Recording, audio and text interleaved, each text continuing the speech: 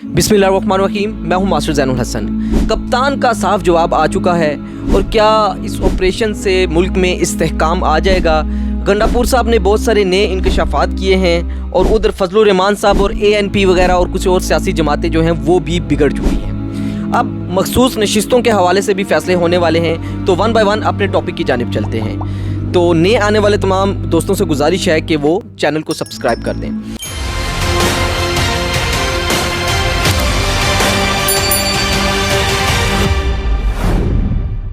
अच्छा,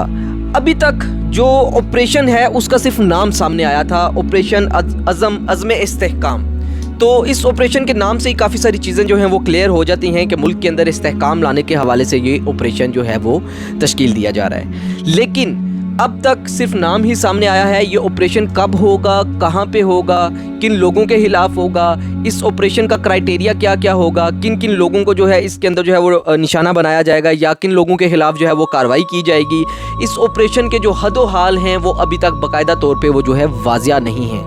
इसके बाद सेकंड थिंग इज़ दैट कि चाइनीज़ वज़ीर जो हैं वो पाकिस्तान के अंदर जो है तशरीफ़ लाए थे और उन चाइनीज़ जो चाइना है उसका भी उनकी जो तमाम तर चीज़ें या बातें अभी तक मैंने देखी, उससे जो मुझे चीज़ समझ आई, चाइना का भी और मुल्क के अंदर जो इंटरनल या एक्सटर्नल जितने भी स्टेक होल्डर्स हैं उनके भी बेसिकली 2 बेसिक कंसर्न्स हैं। और वो 2 बेसिक कंसर्न्स क्या हैं? Number 1 security and second thing is that इस्तेहकाम, जिसके अगेंस्ट ये ऑपरेशन होना है। तो जो दो बेसिक कंसर्न हैं वो बेसिकली सिक्योरिटी और इस्तेहकाम, ये 2 बेसिक कंसर्न हैं। लेकिन आप इस चीज़ का अंदाज़ा करें कि मुल्क के अंदर हज़ारों लोग जो हैं वो गिरफ़्तार हैं, लाखों लोगों ने प्रोटेस्ट किए जब मुख्तलिफ़ सियासी जमातों, मुख्तलिफ़ नहीं, पाकिस्तान तहरीक इंसाफ के ख़िलाफ़ जो बाकायदा तौर पे कार्रवाइयों का आगाज़ किया गया। तो MPO के तहत आज मेरे पास एक डेटा लिस्ट मौसूल हुई। मैंने जब वो डेटा देखा तो मैं हिल के रह गया कि सिर्फ पंजाब के अंदर 4700 तो कुछ लोग जो हैं वो गिरफ़्तार किए गए MPO के तहत। मतलब डिक्टेटर्स के दौर में भी ऐसा नहीं हुआ कि 4000 से 5000 बंदा सिर्फ आप एक सूबे के अंदर जो है इतने बड़े पैमाने पे जो है लोगों को गिरफ़्तार करते हैं। तो ये पंजाब का जो डेटा है बड़ा एक खतरनाक तरीन जो है वो सूरत हाल वाज़ह करता है कि किस हद तक जो है वो लोगों के ऊपर जो है वो लोगों को जो है वो निशाना बनाया गया है, पाकिस्तान तहरीक इंसाफ के लोगों को।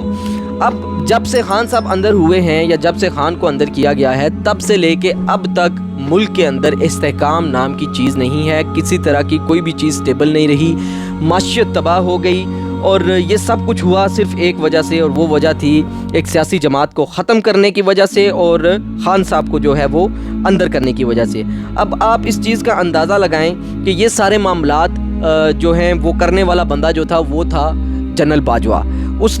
अब बाजवा ने ये सारे का सारा प्रोपेगेंडा जो है वो सारा तश्कील दिया कि किस तरीके से ये सारी प्लानिंग या लंदन प्लान वाट एवर जो भी इल्ज़ामात तहरीक इंसाफ की जानिब से आयद होते रहे और अभी तक हो रहे हैं या उनके नज़दीक ये सारी हकीकतें भी हैं। और मैं भी ये समझता हूँ कि अगर बाजवा साहब ने ये सारा कुछ किया तो अभी बाजवा साहब कहाँ हैं, और वो तो अब मुल्क में नज़र भी नहीं आ रहे। और मुल्क के अंदर जो सिक्योरिटी के जो इतने ज़्यादा प्रॉब्लम्स क्रिएट किए गए और जो मुल्क के जो इस्तेहकाम को तबाह किया गया और माशियत को तबाह किया गया सिर्फ़ एक सियासी जमात को जो है इबरत का निशान बनाने के चक्कर में और कुछ लोगों को खुश करने के चक्कर में और डील्स को फाइनलाइज़ करने के चक्कर में, तो ये आप अंदाज़ा करें कि वो तो खुद चले गए, वो किधर हैं, उनका तो कुछ अता पता नहीं है। लेकिन इस टाइम जो मुल्क के हालात जिस जगह पर पहुंच चुके हैं, इस चीज़ का आप अंदाज़ा करें कि मुल्क दिवालिया हो चुका है। दूसरी जानिब जो है अली अमीन गंडापुर साहब जो है वो खान साहब से मुलाकात करते हैं और वो बताते हैं बाहर आके कि खान साहब ने जो है वो जो अज़्म इस्तेहकाम ऑपरेशन है इसकी हमायत करने से इनकार कर दिया है। उन्होंने सरेआम जो है इस ऑपरेशन की मुखालफत कर दी है, क्योंकि खान साहब का स्टार्टिंग से ही एक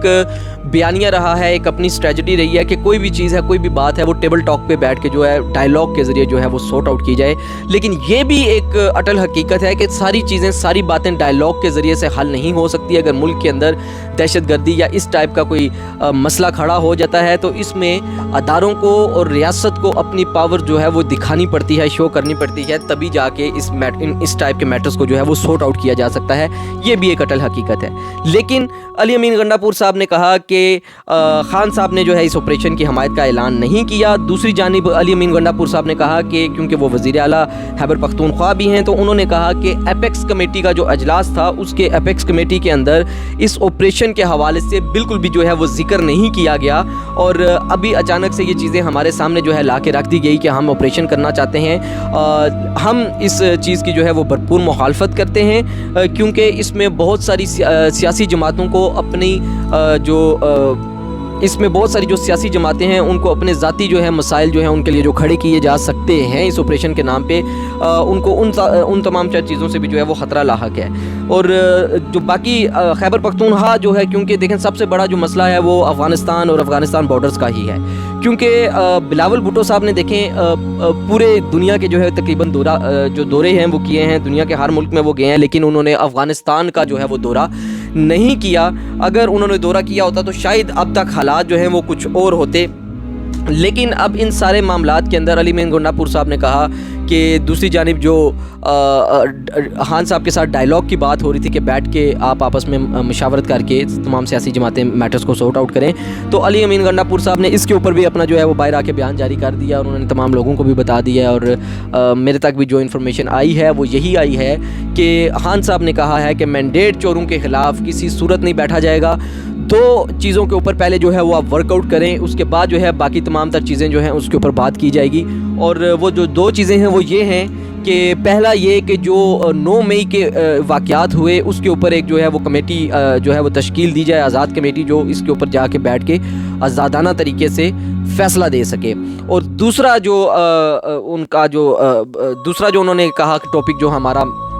मेन और सबसे इम्पोर्टेंट है वो ये है कि जो मैंडेट चोरी किया गया, उन मैंडेट चोरों के ख़िलाफ़ जो है वो जो है स्ट्रिक्टली एक्शन लिया जाए और हमारा मैंडेट हमें वापस किया जाए। अवामी मैंडेट जिन लोगों को मिला था उन लोगों के हवाले किया जाए, और हम मैंडेट चोरों के साथ नहीं बैठ सकते, उनके साथ डायलॉग नहीं करेंगे, किसी सूरत नहीं करेंगे। तो ये उन्होंने अपनी एक पोजीशन वाज़ेह कर दी है। इस चीज़ से अंदाज़ा होता है कि वो अब भी टूटे नहीं हैं, वो अब भी जो हैं इनके ओछे हथकंडों के बावजूद जो है उन्होंने हार नहीं मानी, और ख़ान इसके लिए कमर कस के जो है वो जेल के अंदर बैठे हुए हैं, और वो इनके लिए जो है वो जान का अजाब बने हुए हैं। तो इस चीज़ से जान छुड़ाने के लिए उनको मैंडेट चोरों के ख़िलाफ़ जो है वो फ़ैसले तो देने पड़ेंगे। अदरवाइज़ मुझे नहीं लगता कि खान साहब या बाकी जो पीटीआई है वो किसी भी सूरत मैंडेट चोरों के साथ बैठ के टेबल टॉक करेगी या डायलॉग के ज़रिए प्रॉब्लम्स को सॉर्ट आउट करेगी। और उसके अलावा जो मौलाना फजलुर रहमान साहब हैं उन्होंने भी ऑपरेशन अज़्म इस्तेहकाम की जो हमायत है उससे इनकार कर दिया, और उन्होंने ये कहा है कि ये ऑपरेशन अज़्म इस्तेहकाम नहीं बल्कि अदम इस्तेहकाम है। इससे मुल्क में अदम इस्तेहकाम आएगा और मज़ीद परेशानियाँ और प्रॉब्लम जो हैं वो बढ़ती चली जाएंगी। और खैबर पख्तूनख्वा के अंदर देखा जाए तो बेसिकली 4 बड़ी सियासी जमातें हैं। नंबर 1 पे पाकिस्तान तहरीक इंसाफ, नंबर 2 पे फजलुर रहमान साहब की जमात है, नंबर 3 पे जो है वो ANP है, और नंबर 4 पे जो है वो जमात इस्लामी है। और हैरत की बात यह है कि 4 की 4 सियासी जमातों ने ऑपरेशन अज़्म इस्तेहकाम से जो है वो उसकी हमायत से जो है वो इनकार कर दिया और उसकी मुखालफत में आ खड़े हुए हैं। इसकी वजह यह है कि इन तमाम लोगों का ये सोचना है या ये इन तमाम लोगों का कहना है कि फ़ौजी ऑपरेशन जो है वो तो वर्दी वाले जो हैं उनके फ़ौजी ऑपरेशन के जो फ़ैसले हैं वो तो वर्दी वाले करेंगे, लेकिन बाद में ये सारे का सारा मुद्दा उठा के जो है वो पाकिस्तान तहरीक इंसाफ, ANP, जमात इस्लामी और फजलुर रहमान साहब की जो जमात है उनके ऊपर ये सारा मुद्दा यानी कि सियासी जमातों पे डाल दिया जाएगा, जबकि फ़ैसला जो है वो वर्दी वाले करेंगे। ये इनका एक बयानिया है जो अभी तक मेरे सामने आया है। और दूसरी जानिब जो एक सबसे बड़ा मसला और डेवलपमेंट जो हुई है वो मैं आप तमाम लोगों के साथ शेयर करना चाहता हूँ, और वो डेवलपमेंट ये है कि पाकिस्तान के अंदर ये जो मैंडेट चोरी वाले केसेस लगे हुए हैं इसका फ़ैसला तब तक नहीं हो सकता जब तक इस्लामाबाद की 3 नशिस्तों के ऊपर जो है वो फ़ैसला ना आ जाए। लेकिन इस्लामाबाद की 3 नशिस्तों के ऊपर बहुत बड़ी डेवलपमेंट हुई है, बहुत बड़ी डेवलपमेंट हुई है। और वो डेवलपमेंट ये है कि जो अंजुम अकील साहब हैं, अंजुम अकील ख़ान साहब हैं, उन्होंने जाके अदालत में माफ़ियाँ मांगना शुरू कर दी हैं और मिन्नतें और तल्ले और समाजतें जो हैं वो शुरू कर दी हैं। ये सारा कुछ क्यों हुआ वो मैं आपको बताता हूँ। ये सारा कुछ इस वजह से हुआ कि जो ट्रिब्यूनल की तब्दीली का जो वो ऑर्डर जारी किया था इलेक्शन कमीशन ऑफ पाकिस्तान ने, वो मुअत्तल कर दिया गया है।